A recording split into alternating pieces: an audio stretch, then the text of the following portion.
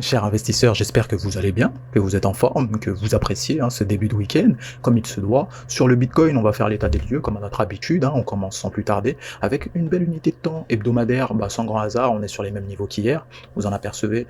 C'est bon à noter. C'est surtout aussi notable de la part des acheteurs. Ça montre que ils ont quand même une petite force.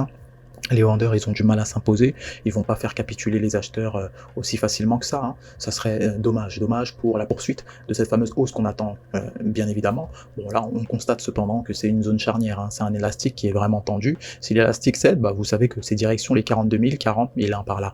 Donc ça, déjà, faut qu'on mette les choses au clair. Vous n'êtes pas étonnés si ce scénario arrive. De toute façon, on va prévoir tout ce qu'on peut créer, tous les rebonds qu'on peut attendre et bien sûr les opportunités qu'on peut saisir. Allez, c'est parti pour le Fibonacci. Comme d'habitude, on remarque petite revue Fibonacci, vous remarquez bien. Ce qu'il est important de noter, c'est que oui, les 0,5 comme d'habitude, on est en fait clairement sur les mêmes niveaux qu'hier, ça n'a pas changé. Si on rajoute Ishimoku, vous voyez aussi la Kijun, c'est la même chose, ok. C'est pas bien compliqué, les niveaux n'ont pas changé. En soi, on va voir qu'il y a eu pas mal de mouvements hier, tout de même. On essaye de zoomer dans un premier temps. On a effectué une cassure de Tenkan, d'accord? Cassure de Tenkan en unité de temps journalière. Qu'est-ce que ça signifie? Tout simplement, ça signifie que actuellement, on a une petite force vendeuse, oui, mais que c'est pas une remise en cause de la hausse pour l'instant. D'accord? On a certes un affaiblissement, on évolue en dessous de cette Tenkan, effectivement, on se rapproche lentement de la Kijun. C'est ça, comme on l'a spécifié, c'est un niveau intermédiaire qui peut servir de rebond.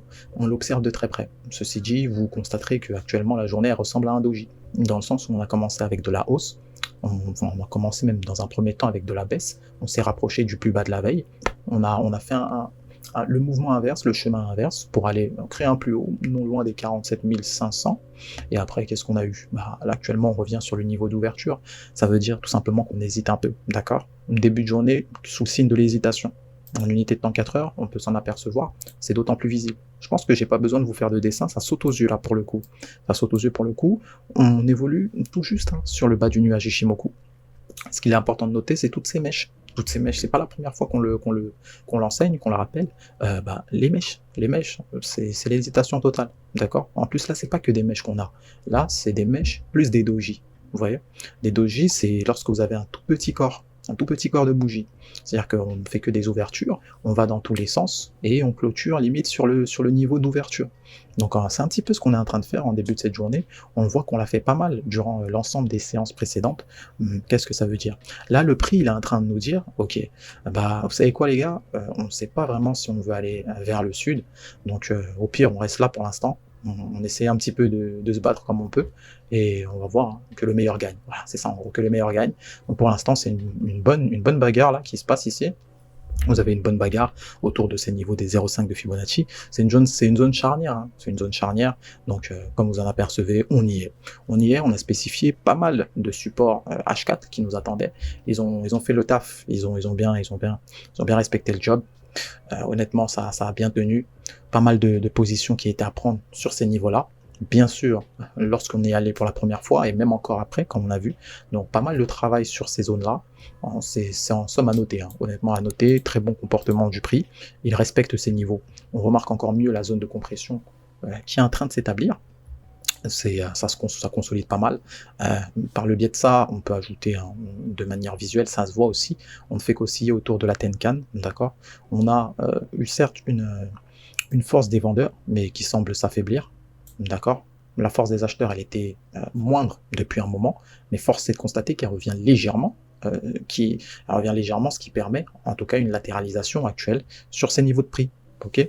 Donc, si on devait définir des opportunités, les opportunités se situent plus bas pour ceux qui suivent, pour ceux qui souhaitent attendre un éventuel retour sur des bas de marché qui peuvent permettre des rebonds. Comme on l'a spécifié dans un premier temps, il serait quand même encourageant de clôturer au-dessus de ces 0,5 de Fibonacci, d'accord. Donc là, on rentre dans le week-end. On va considérer ça comme un objectif, d'accord, un objectif de la semaine. Ça serait quand même encourageant, un poids supplémentaire pour les acheteurs. Ça ne veut pas dire qu'ils vont continuer, ils vont continuer cette hausse durant la semaine prochaine. Ça leur donne juste un poids supplémentaire, un avantage comparatif, d'accord. Mais si on devait tabler sur des rebonds, vous cassez pas tellement la tête. On a là actuellement un super support qui nous attend. vu la force qu'il y a eu hier, puisqu'il y a eu quand même une bonne force hier, une force vendeuse, bah, considérer en admettant que la force se manifeste davantage et qu'il gagne cette petite bataille, donc en cassant cette zone de compression à la baisse, on tablerait sur un petit retour ici, autour des 45 000, 46 000 globalement, d'accord. Donc là, on est à 1000 points de l'objectif, 45 900, on arrondit à 46 000, on a un beau petit support ici, un support donc qui a plus été touché depuis pas mal de temps, hein, ok. Donc là, si on y retourne, ça peut être une occasion d'initier une petite position qui va nous permettre dans un premier temps de viser. Donc là, si, admettons que vous rentrez ici, ou entre les 45 500 et les 46 000, donc vous trouvez une petite position, on va viser naturellement le bas. Le bas actuellement de cette zone de compression, hein, donc là c'est un support actuellement sur lequel on est, qui nous servira de résistance si on casse la structure par le bas.